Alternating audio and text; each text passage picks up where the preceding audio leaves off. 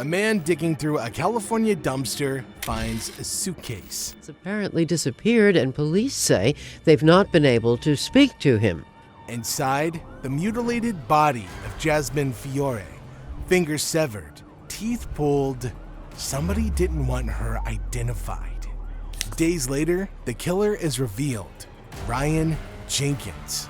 Absolutely. May I let you in on a little secret? Please do. A contestant on VH1's Megan Wants to Be a Millionaire. The show had just premiered, and now one of its stars was on the run for murder. I love Tiffany's. $5,275. Wow. But this wasn't just about one show. It was about an entire industry's dangerous gamble. Unfortunately, this wasn't a one-off tragedy. This was a time bomb planted by an industry chasing ratings over safety. Background checks were skipped, red flags ignored, and a murderer was handed a reality TV contract.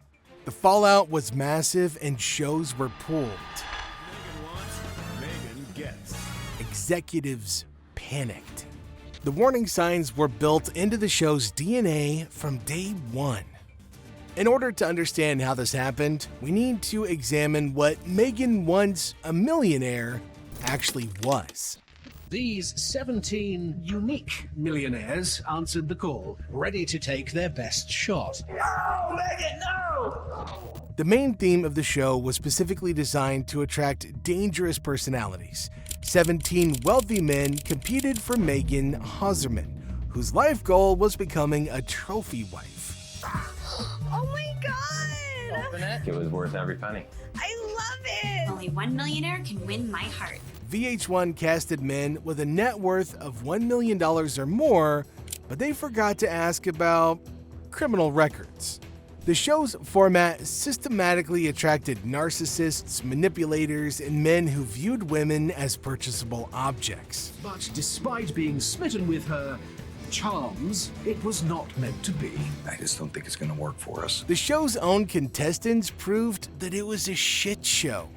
One man was exposed as lying about his net worth and eliminated for fraud. Audi, you know, I do like shaved heads and bad boys, but you may be a little too rough around the edges for me. Another admitted he was only prospectively wealthy, waiting on a future inheritance. Yeah. I have an inheritance from my grandfather, so hopefully I will be taking that money and making it. Hopefully, what do you mean? No, I will be taking So it that could go either way? No, it's gonna The go. fact that you could be my golden ticket one day is exciting, but someday is not now, and I think I'm really ready right now. So Audi and James, I'm sorry. Even the show's basic theme that these men were actually millionaires was built on lies. And lurking among these fake millionaires was someone far more dangerous than a financial fraud. Ryan Jenkins should never have made it past the first check if they evaluated his past thoroughly. In 2007, he'd been convicted of assaulting an ex-girlfriend in Calgary, receiving 15 months probation. This wasn't a minor offense. It was exactly the type of red flag that should disqualify somebody from a dating show. But VH1's background check system was a house of cards. They hired 51 Minds Entertainment, who hired Collective Intelligence, who subcontracted Canadian searches to Straight Line International. At each level, the major task of background check was ignored and taken lightly. Straight Line International allegedly never checked the Royal Canadian Mounted Police criminal database. Instead, according to court documents, they relied on a phone call to a court clerk in Alberta who incorrectly reported that Jenkins had no criminal record. This wasn't an advanced computer error or a sophisticated international database failure. This was somebody not doing their job. When that court clerk gave false information, a convicted domestic abuser became Ryan Jenkins' charming millionaire. I decided to appeal to all your senses. And first, I'd like to start with your mouth. The consequences of that phone call would cost 51 Minds Entertainment over $12 million, destroy the reputation of Collective Intelligence, and end VH1's entire celeb reality programming era. But most importantly, it would cost Jasmine her life. But even when the truth started surfacing, the show's priorities remained crystal clear. Here's what makes this truly chilling. The producers actually tried to stop Megan from choosing Jenkins as her winner, but not because they were concerned about her safety. On camera, Ryan Alexander Jenkins was everything a reality dating show could want in a guy. At 32, the Canadian real estate developer possessed what producers described as cocky charm and one of the best personalities on this planet. I'm a little bit of a Prince Charming, a little bit of a bad boy. Yummy. It's a pimp cup. I typically date girls that turn a lot of heads. From the premiere episode, Jenkins positioned himself as a serious contender. So you think that you could leave Canada? Well, I can do my job anywhere. In fact, So why do you live there? well, I can't legally work here unless I'm married. Oh. He immediately told Megan she was going to love Canadian bacon and promised that if they married, she wouldn't need to sign a prenuptial agreement. The calculated charm worked. Megan gave him the first credit card of the season. I can tell that he is quite the ladies' man, and hopefully he can be my man. Ryan, please come here. Excuse me, guys. It's good of you to choose me first. But behind the scenes, Jenkins was developing an obsession with Megan that went far beyond the show's manufactured romance. Megan is definitely into me, and I'm definitely into her. The winning team is Ryan's team. Against all production rules, the two began secretly communicating by phone at night. Megan later admitted she genuinely fell for Jenkins and privately told him she intended to choose him as her winner. Great date with Ryan. There's definitely some chemistry there. When she told the producers, they intervened, warning her that Jenkins wasn't likable in his interviews, that he was putting on a show, and that choosing him would hurt her chances of getting a second season. Even then, warning signs were visible to anybody paying attention.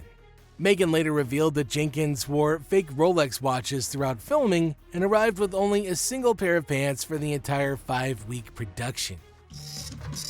All right, thank you very much indeed, Mr. Ryan. Have a wonderful evening. Thank you. For somebody claiming to be a multi-millionaire, these details suggested a man living a carefully constructed lie. I had a fantastic date last night. They saw the red flags. Where's your card? Maybe I could phone the credit card company and they can send me another one. They knew something was wrong with Jenkins. Why are you smiling? I smile when I look at you. You're cocky. You're gorgeous. I'm really attracted to Ryan, but who does he think he is showing up to elimination without his credit But card? they interpreted danger through the lens of television ratings, not human safety. Their intervention wasn't about protecting Megan, it was about protecting their show. The producers' intervention worked. Megan eliminated Jenkins in third place, choosing instead a contestant the producers felt would be more palpable to audiences. So, after the elimination ceremony, he got back to his hotel and he started calling me over and over and over again. And I mean, I was getting ready to fly to Mexico to film the finale, and I had the producers with me, could not talk to him on the phone. And then I was planning on calling him and explaining everything to him, smoothing it all over, and we could just go on with our happy plans. And 2 days later, he called me, and before I got to explain to him what happened, he said, "I have met the love of my life and I'm married." I really could not believe it, because just 2 days before that, he told me he was gonna marry me, and I was the love of his life. March 18th, 2009, days after being kicked off Megan What's a Millionaire, Ryan Jenkins met 28-year-old swimsuit model Jasmine at a Las Vegas casino. Like Megan, Jasmine was blonde, glamorous, and worked in the modeling world, exactly the type Jenkins had been chasing on TV. 2 days later, they got married at the Little White Wedding Chapel. But the fairy tale marriage was a nightmare from the beginning. The couple separated within months, with Jasmine's mother later revealing that her daughter had attempted to have the marriage annulled in May of 2009. By June of 2009, Jenkins was already facing domestic violence charges against Jasmine. At a Las Vegas hotel, when she was observed kissing an ex-boyfriend, Jenkins erupted. He hit her on the arm and pushed her, causing her to fall into a swimming pool. Police arrested Jenkins for domestic battery, constituting domestic violence. While awaiting trial for beating his wife, he was cast on and won another VH1 show, I Love Money 3.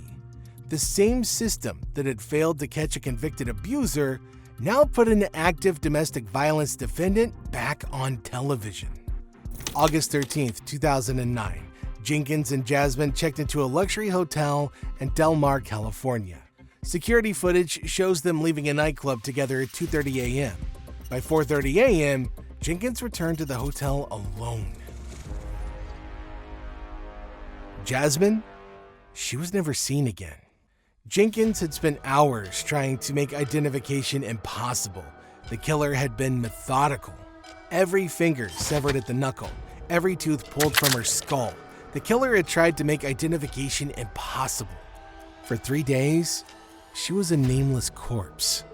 Until forensic examiners found something the killer missed: the serial number on her breast implants. That's how they finally identified her. And when they did, Jenkins vanished. He was now an international fugitive. The man cast to be a millionaire husband was now a wanted killer. This wasn't a crime of passion. This was a calculated murder. In the industry, they had promoted him. They had platformed him. They had failed. For 5 days, headlines tracked a killer. Ryan Jenkins had fled the country. Helped by family, he crossed into Canada, disappearing into the wilderness. August 19th, Jenkins' SUV was found abandoned at a Washington marina. The engine was still warm. The discovery triggered a massive multi-agents response. U.S. Coast Guard units and Canadian authorities began scouring the waterways between Washington State and British Columbia. Helicopters, patrol boats, and tracker dogs were deployed across hundreds of square miles. Jenkins had checked into the Thunderbird Motel in Hope, British Columbia, just 150 miles from where he grew up. He paid in cash and used a fake name. August 23rd, a housekeeper found him hanging from a belt. 32 years old, dead in a motel room, alone. He took his life just as law enforcement was closing in. VH1's response was swift. Megan Wants a Millionaire canceled overnight. I Love Money 3 pulled permanently, never aired. A $12 million season buried in a vault. Every trace scrubbed from the internet. It's as if Jenkins had never existed, but the damage was done. 51 Minds Entertainment was forced to reimburse VH1. Collective Intelligence, the firm that cleared Jenkins, lost its biggest clients. Straight Line International paid an $810,000 settlement. But money could never erase what had happened. Jenkins wasn't the only one. Another Megan Wants a Millionaire contestant, Corey Thomas, was later convicted of murdering his girlfriend in 2012. A third testified in Sean Diddy Combs' federal sex trafficking case. 3 men, 1 show. 2 killers, 1 key witness in a case involving rape, drugs, and minors. This wasn't just bad luck, this was a pattern. When you build a show around humiliation, manipulation, and attention-seeking, you don't just cast drama, you cast danger. These shows select for narcissism, for people willing to say anything, do anything, exploit anybody for 5 minutes of fame. And then the producers act shocked when that personality spirals into real-world violence. Jasmine was 28 years old when she died. She had dreams, family, friends who loved her. Her life ended because an industry prioritized drama over safety, ratings over responsibility. Megan Wants a Millionaire never aired again. I Love Money 3, the show Jenkins won, was buried. $12 million gone, and a woman dead. And Megan, arrested for DUI in 2010, disappeared from the spotlight. The woman who wanted to be a trophy wife became a cautionary tale. But the real question isn't how Ryan Jenkins slipped through, it's how many more are still out there. Because ratings, they don't come with a background check. Until next time, remember, Just because it's on TV doesn't mean that it's okay.